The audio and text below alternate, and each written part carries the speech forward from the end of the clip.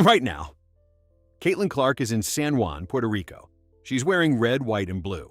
She just dropped 17 points and 12 assists in 19 minutes, her first competitive basketball game in 8 months. And she looked like she'd never left. Here's the problem. She did that for Team USA, not for the Indiana Fever. And nobody knows when or if she'll play for Indiana again this year. Because while Clark was making history in Puerto Rico last night, WNBA CBA negotiations, the biggest labor dispute in league history, collapsed past their deadline. No agreement, no season guarantee, no free agency, nothing. And Herb Simon, the 91-year-old billionaire who owns the Fever, just watched his most valuable asset prove to the entire world that she's healthy, dominant, and ready to play for someone else. At 91 years old, Simon has seen everything professional basketball can throw at an owner. He saved the Pacers from folding in the 80s. He watched the Fever nearly die twice. He's the longest tenured owner in NBA history, but he's never seen anything like this. That's the story we need to talk about today, because what happened this week isn't just about money. It's about a league that can't figure out how to share it. Owners who've made more money in the last 2 years than the previous 25 combined, and players who are tired of being told to wait. We're talking about a league sitting on a $2.2 billion media rights deal, $200 million a year from Disney, Amazon, and NBC through 2036. A league that just charged new owners in Cleveland, Detroit, and Philadelphia $250 million each just to walk in the door. That's $750 million in expansion fees alone. Man, the players, the people who generate that value, are fighting for 26% of gross revenue. The owners are offering what works out to less than 15%. Clark's not just caught in the middle of this. She is the middle of this. Every dollar the owners are fighting over, a huge chunk of it exists because of her. Meanwhile, A'ja Wilson, the league's 4-time MVP, the most dominant player in the sport, now isn't even in Puerto Rico. She's resting.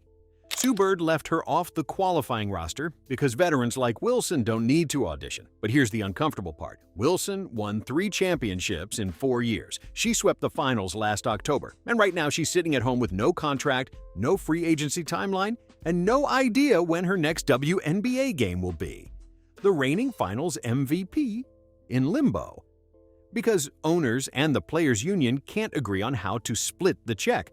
And right now, Clark is playing in a tournament that has nothing to do with the WNBA, because the WNBA couldn't get its act together in time. Let's start with what actually happened this week. The WNBA told the players' union that March 10th was the deadline. Get a deal done by then, or the 2026 season gets delayed. Maybe worse. March 10th arrived. Both sides sat down at the Langham Hotel in Midtown Manhattan. They negotiated for 12 straight hours. Players like Breanna Stewart and Nneka Ogwumike were in the room. Liberty owner Clara Woodside was at the table for ownership. Commissioner Kathy Engelbert was there. They didn't leave until after 5 a.m. No deal. WNBPA Executive Director Terri Carmichael Jackson walked out and told reporters the conversations were going in the right direction. But directions don't start seasons. The next night, they went back. Another 9 hours. 7 proposals went back and forth. The union is still waiting on a response to an 8th. Ogwumike came out just before midnight and said the players want to play, but they need to see a more robust demonstration of that from the other side. Still, no deal. Here's the core of the CBA fight. The players want 26% of the league's gross revenue. That's money before expenses. The owner's latest offer? 70% of net revenue. Sounds generous until you do the math. Sources say that works out to less than 15% of gross. Terri Carmichael Jackson and the union looked at that number and said, "You can't be serious. And the expansion fees? The players want those counted as revenue too." Ogwumike said it publicly. It doesn't make sense that there's a $250 million expansion fee and no openness to reflect that in what players get paid. While all of this was happening, Clark was 1,600 miles away in San Juan, warming up for a game that had nothing to do with any of this. Think about what Clark just showed everyone.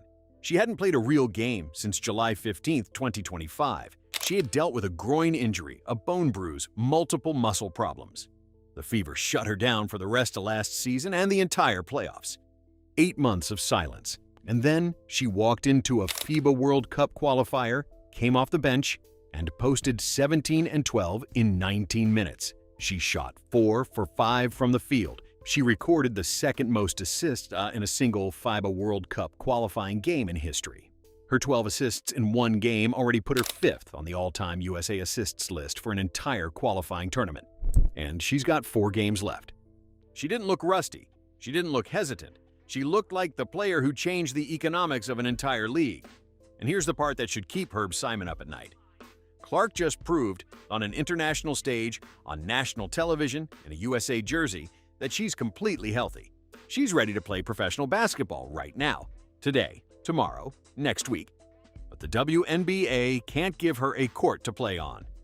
Now, to understand why this is personal for Herb Simon, you've got to go back to 1983. That's when Simon and his brother Mel bought the Indiana Pacers. The franchise was about to fold. Nobody wanted it. The Simons stepped in, saved the team, and became local heroes in Indianapolis.